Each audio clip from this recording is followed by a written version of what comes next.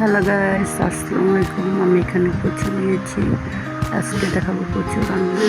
এখানে গরম মশলা, পেঁয়াজ কুচি, শুকনো মরিচ তেজপাতা এটা নিয়েছি, আমের আচার, এক পিস আম, এখানে মশলা, আর এখানে চিংড়ি মাছ নিয়েছি। চিংড়ি মাছ পানিটা শুকায় তারপর তেল দেবো। চিংড়ি মাছটা একটু হালকা ভাজা ভাজা করে পেঁয়াজ কুচি দিয়ে দিব।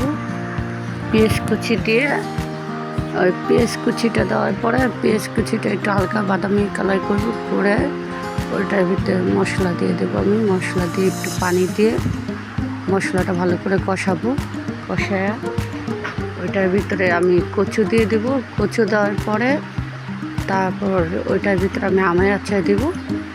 তারপর লেবু পাতা দিয়ে আমি কচুর ভিতরে দিয়ে তারপর এগুলো লাড়াচাড়া দিয়ে, ঠিক আছে, তারপর নামিয়ে ফেলি। এই আমের আচার দিয়ে আপনারা খেয়ে দেখেন, মজা লাগে কচু রান্নাটা। হ্যাঁ, তো আমি এখানে আমের এক পিস আম নিছি, তেল নিছি, ওগুলো কি দিয়ে দিছি। তো আপনারা এভাবে রান্না করে খেয়ে দেখতে পারেন, কেমন লাগে আমাকে কমেন্ট বক্সে জানানো, কমেন্ট করে, ঠিক আছে। তো রান্নার শেষে আমি দেখা দিব কেমন হয় কচুটা, আর কি ফিনিশিংটা দেখা দেবো লাস্টে।